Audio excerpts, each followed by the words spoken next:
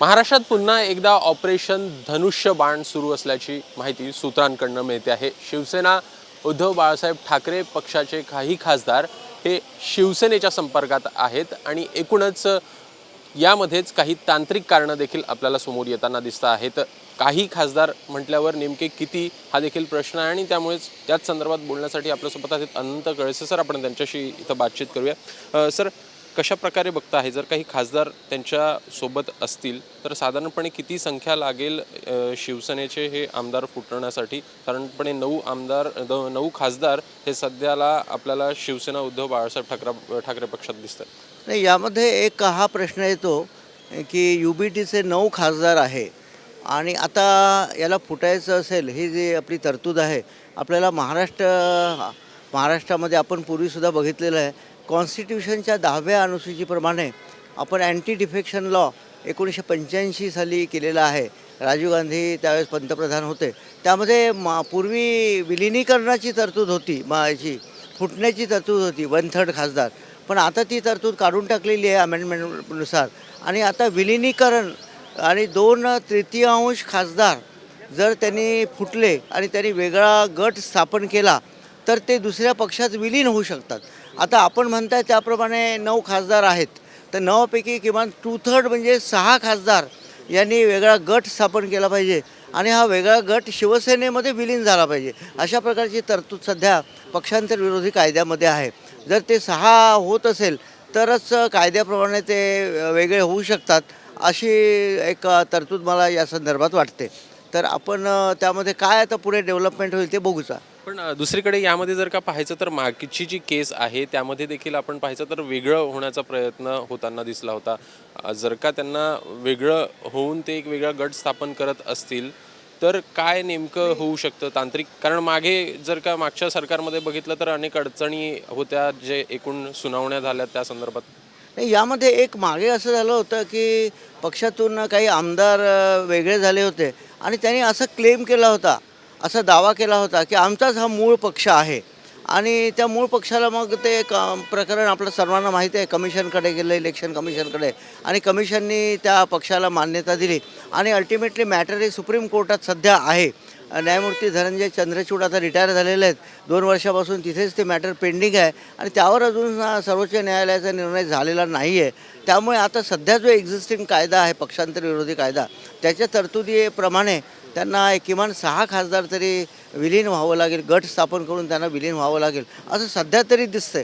कारण ते प्रकरण आता न्यायप्रविष्ट आहे आणि याच्यावर जो सुप्रीम कोर्टाचा अल्टिमेटली निर्णय येईल त्याप्रमाणे मग त्याच्यावर कारवाई करण्यात येईल। पण जर का 6 खासदारांहून कमी खासदार असतील संपर्कात आणि जर का ते पक्षप्रवेश करणार असतील तर काय नेमक्या कारवाईला त्यांना सामोरं जावं लागेल? 6 खासदारापेक्षा कमी जर असले तर त्यांना मग अपात्रतेची नोटीस आणि ते दिल्यानंतर ती अपात्रतेची कारवाई होईल आणि ते डिस्क्वालिफाय होईल। सध्याच्या कायद्याप्रमाणे, लॉप्रमाणे ते डिस्क्वालिफाय होतील जर ते 6 पेक्षा कमी असेल। 6 जर असेल किंवा 6 पेक्षा जास्त असेल तरच ते मर्जरची 2/3 प्रोव्हिजन की पॅरा 3 प्रमाणे ती लागू होईल त्यांना। म्हणजे दुसरा पर्याय म्हणायचा तो एकतर राजीनामा देऊन पुन्हा एकदा निवडणुकाला सामोरं जाणं? तो तर उत्तम पर्याय आहे, राजीनामा द्यायचा आणि नवीन निवडणुकाला सामोरं जायचं, त्याच्याबद्दल वादच नाही आहे। पण या कायद्यातल्या एक्झिस्टिंग ज्या तरतुदी आहे, पण हा सुद्धा कायदा बरोबर इंटरप्रिट सुप्रीम कोर्टासमोर मॅटर आहे। आता नवीन चीफ जस्टिस आहे, त्यांच्या पुढ्यात काय त्याचं इंटरप्रिटेशन होतं, कारण माझ्या मते निश्चितच मी सांगतो, कायद्याचा अभ्यासक म्हणून, घटनेचा अभ्यासक म्हणून या अँटी डिफेक्शन लॉचं इंटरप्रिटेशनचा पार्ट जो आहे तो सर्वोच्च न्यायालयाने केला पाहिजे। कारण 2 वर्षापासून, 2.5 वर्षापासून हे प्रकरण पेंडिंग आहे आणि यामध्ये एक्झॅक्टली तरतुदी कशा अंमलात आणायच्या याबद्दल सर्वोच्च न्यायालय हे that is a constitutional court आहे, त्यांनी या कायद्याचा अर्थ निश्चित लावला पाहिजे, अँटी डिफेक्शन लॉचा अर्थ। आणि या संदर्भात आपल्याला माहिती आहे, मला वाटते राहुल नार्वेकर साहेबांच्या अध्यक्षतेखाली माननीय लोकसभा अध्यक्षांनी एक कमिटीसुद्धा नेमलेली आहे या कायद्याचा अभ्यास करण्यासाठी। आता ती कमिटी काय रिपोर्ट देते हे सुद्धा आपल्याला बघावं लागेल। एक एकूण जर का ज्या घटनेतल्या तरतुदी पाहायच्या आणि या सगळ्या गोष्टी जर का पाहायच्या तर आमदार आणि खासदार जर का एकासोबत जसं आपल्याला मागे देखील जाताना पाहायला मिळालेले होते, मात्र वेगळं गट स्थापन करत आम्ही मूळ पक्ष आहे हे म्हणत हे सगळे बाजूला गेलेले दिसलेले होते. यामध्ये जे तुम्ही सांगता आहेत सध्याला की इंटरप्रिटेशन व्यवस्थित झालेलं नाही आहे, ते मागे देखील झालेलं नव्हतं. आता पुन्हा तशा प्रकारची जर का परिस्थिती आली तर नेमका सुप्रीम कोर्ट यामध्ये स्वतः संज्ञान घेऊ शकेल? सुप्रीम कोर्टकडं ते जावं लागेल त्यांना कोणाला तरी, कारण सो मोठं कॉग्निझन्स सुप्रीम कोर्ट घेणार नाही, कारण तिथे लोकल स्टँडी सुप्रीम कोर्टात प्रूव्ह करावं लागेल.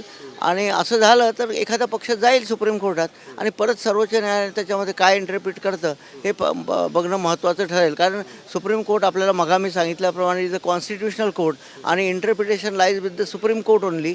दुसरं कोणीच याच्यामध्ये अर्थ त्याचा लावू शकणार नाही. आणि माझ्या मते एक म्हणतो की याचा अर्थ निश्चित लागला पाहिजे आणि या केसमध्ये सर्वोच्च न्यायालयाने काहीतरी जजमेंट दिलं पाहिजे असं मला वाटतं. धन्यवाद सर बातचीत केल्याबद्दल.